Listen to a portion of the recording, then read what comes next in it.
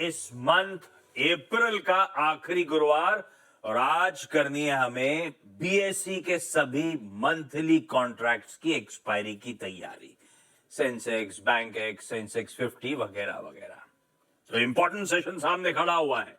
Plus ध्यान रखिएगा इस कारोबारी हफ्ते का लास्ट ट्रेडिंग सेशन है आज, क्योंकि कल महाराष्ट्र डे के चलते भारतीय शेयर बाजार बंद रहेंगे। हमारे सामने एक लॉन्ग वीकेंड खड़ा हुआ है। खैर, खुलते ही रिएक्ट करना है। कल आए वो 4 राज्य और एक यूनियन टेरिटरी के एग्जिट पोल्स पर, अभी उस पर बातचीत कर लेंगे। और वीकेंड के उस पार जब हम लोग लौट के आएंगे तो सोमवार को एक्चुअल वोटों की गिनती और फाइनल आउटकम हमारे सामने आ रहा होगा। दूसरा, ग्लोबल फ्रंट पे 2 इंपॉर्टेंट डेवलपमेंट्स अवेटेड थे। एक, वो फेड की 2 दिनों की बैठक खत्म होनी थी, ब्याज दरों पर फैसला और साथ साथ कमेंट्री आनी थी। और दूसरी तरफ वो 4 दिग्गज मैग्निफिसेंट 7 में से 4 दिग्गज यूएस कंपनीज के नंबर्स आने थे। समझेंगे क्या डेवलपमेंट्स वहां पे रहे। और हमारे यहां आज एक रिजल्ट हैवी डे है। 4 निफ्टी की कंपनीज के नंबर्स हैं और 6 मेरे ख्याल से वायदा। प्रोड्यूसर आपने हेडलाइन में 5 लिखा है, हम लोग जब जाएंगे इवेंट कैलेंडर पे तो काउंट कर लेंगे। 4 निफ्टी और 5-6 वायदा बाजार की कंपनियों के नंबर्स आज अवेटेड हैं। बाकी जो इंपॉर्टेंट है आगे वो इवेंट्स कैलेंडर में डिटेल में डिस्कस कर लेंगे, लेकिन एक इंपॉर्टेंट दिन, एक हेवी डे है आपके सामने। दोनों इंपॉर्टेंट क्यूज पे पहले ही चर्चा कर ली जाए। और सबसे पहले मेरे ख्याल से सबसे इंपॉर्टेंट और सबसे ज्यादा बेसब्री से इंतजार था अपने डोमेस्टिक ट्रिगर का। इतने लंबे चले वो राज्यों के चुनाव जो कल कल्मिनेट हुए, उसके बाद शाम 6:30 बजे बाद जो एग्जिट पोल्स आए वो आपकी स्क्रीन पे सबसे पहले रख देता हूं एक एक करके। पहले तमिलनाडु, एक तरफ है नेटवर्क 18 का एक्सक्लूसिव मेगा पोल आपके लिए, और दूसरी तरफ सारी एजेंसीज के पोल ऑफ पोल्स। जहां तक तमिलनाडु की बात है, डीएमके आईआरडीएमके के बीच में बराबर की मोटा मोटी ऐसा लगता है टक्कर है। कई सारे पोल्स इस बात को हाईलाइट कर रहे हैं कि विजय की पार्टी इक्वेशन चेंज नहीं कर पाएगी बारिंग 1, तो इंटरेस्टिंग हो जाएगा। जहां तक केरलम की बात है, एलडीएफ यूडीएफ में ही तकरीबन बराबर की या थोड़ा सा टिल्ट है, टक्कर नजर आएगी। एनडीए एक नो शो टाइप ही रह जाएगा। असम में बीजेपी और कांग्रेस ही मेन पार्टीज हैं दोनों। बीजेपी कंफर्टेबल मेजॉरिटी के साथ अपना होल्ड रिटेन कर रही होगी असम में। पुडुचेरी की जहां तक बात है, कांग्रेस एनडीए में वहां पे टक्कर थी। एनडीए को दिख ऐसा रहा है पोल्स को देखते हुए एक अपर हैंड है उस यूनियन टेरिटरी में। और फाइनली पश्चिम बंगाल की बात तो टीएमसी और बीजेपी में टक्कर तगड़ी है। Majority of the polls BJP को एज दे रहे हैं, पर एक क्लियर वर्डिक्ट नहीं है जैसे असम के केस में था।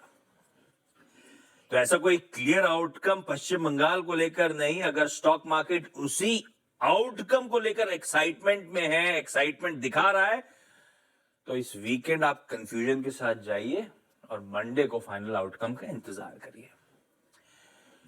ये है वो सारे के सारे 4 राज्य और एक यूनियन टेरिटरी के एग्जिट पोल्स।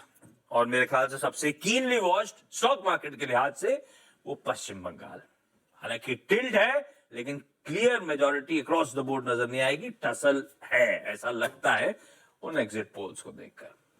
दूसरी, कल थोड़ा सा एक्साइटमेंट दिखा था स्टॉक मार्केट में ahead of this exit polls, उस पर भी बाद में आऊंगा। लेकिन दूसरी तरफ पॉवेल साहब ने जाते वैसे जा क्या रहे होंगे, बतौर गवर्नर तो शायद कंटिन्यू कर रहे होंगे, अनप्रेसिडेंटेड टाइप होगा। लेकिन कल की पॉलिसी में हुआ क्या, बोले क्या, और दूसरी तरफ वो दिग्गज रिजल्ट्स आए कैसे, समझ लिया जाए। और ऊपर से वो वेस्ट एशिया का अपडेट क्या है। हेडलाइंस तो हर जगह है कि ट्रम्प साहब ने ठुकरा दिया है प्यार भरा चिट्ठी जो आई थी।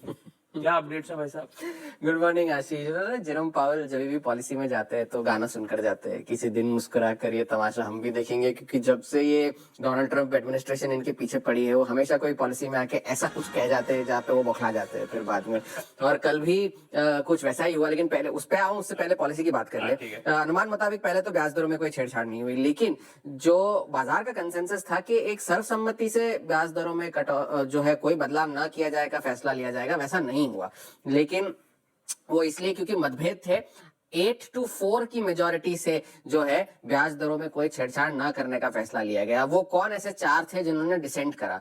पहले तो स्टीफन मिरन थे, वो तो हमेशा हर पॉलिसी में डिसेंट करते ही है, जो ट्रम्प के चुने हुए गवर्नर है। डिसेंट किया था मतलब टुवर्ड्स रेट कट की तरफ टिल्ट था। ओके। और बाकी के 3 जो है, बेथ हैमक क्लीवलैंड फेड के, नील कश्करी मिनियापोलिस फेड के और लॉरी रोगन डैलस फेड की, उन्होंने पहले ये तो कह दिया कि हम ब्याज दरों में कोई छेड़छाड़ करने के पक्ष में है, हम रेट स्टेटस को का समर्थन करते हैं। लेकिन आपने अपने स्टेटमेंट में जो ईजिंग बायस का जो पॉइंट रखा है उसके हम खिलाफ है, उससे हम डिसेंट कर रहे हैं कि आप ईजिंग बायस मत रखिए, क्योंकि आप बाजार को फिर ऐसा संकेत दे रहे हैं कि अगली बार जो पॉलिसी का डिसीजन चेंज होगा वो एक रेट कट की तरफ होगा, ना कि रेट हाइक की तरफ। तो उस बात को लेकर के थोड़ा सा डिसेंट हुआ।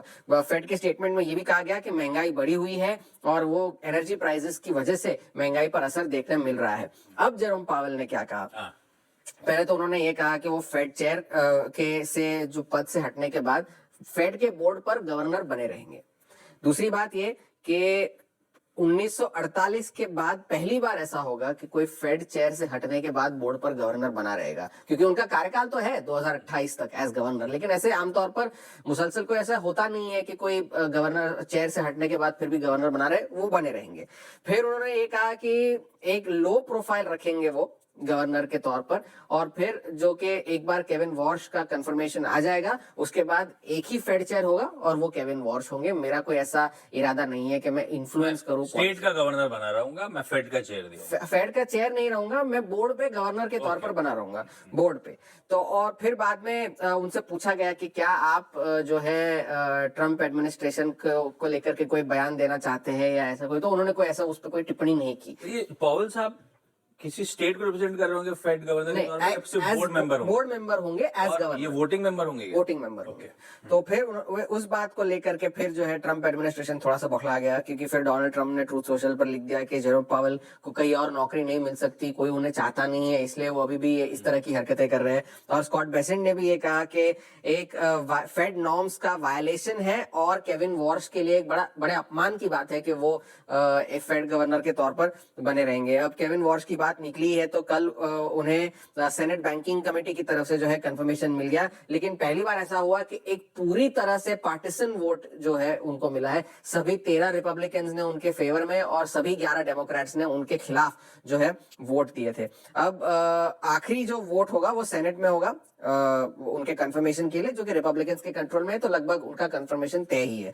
कल बिग टेक के नतीजे आए, सभी 4 कंपनियों के नतीजे अनुमान से बेहतर थे। वो तो चलिए मान लीजिए कि रेवेन्यू और ईपीएस के जो है वो अनुमान से बेहतर थे, लेकिन 2 बड़े टेकअवेज थे। पहला तो ये कि अल्फाबेट और मेटा दोनों ने अपनी केपेक्स गाइडेंस को बढ़ाया है। अल्फाबेट अब लगभग $190 बिलियन खर्च करेगा इस साल, मेटा भी लगभग $145 बिलियन खर्च करेगा इस साल, और Amazon $200 बिलियन इस साल खर्च करने जा रहा है केपेक्स को लेकर के, एआई, डेटा सेंटर्स वगैरह वगैरह। और कल के भाव ये आफ्टर मार्केट आए, आफ्टर मार्केट सारे इसलिए फ्यूचर्स तेजी दिखा रहे हैं। जी, इसलिए नास्डैक के फ्यूचर्स ऊपर है, क्योंकि अल्फाबेट के शेयर नतीजों के बाद, क्योंकि नतीजे अच्छे थे, कमेंट्री अच्छी थी, तो 7% चल गए आफ्टर आवर्स में। मेटा के शेयर 7% गिर गए आफ्टर आवर्स में। और माइक्रोसॉफ्ट ने जो है गाइडेंस, तो नतीजे अच्छे थे लेकिन उनकी गाइडेंस अनुमान से कमजोर थी, और मेटा के जो है गाइडेंस अनुमान से अच्छी थी। अब डोनाल्ड ट्रम्प ईरान की बात अगर करें तो पहले तो जो प्रस्ताव ईरान की तरफ से आया था वो उन्होंने ठुकरा दिया है, और उन्होंने ये कहा है कि जब तक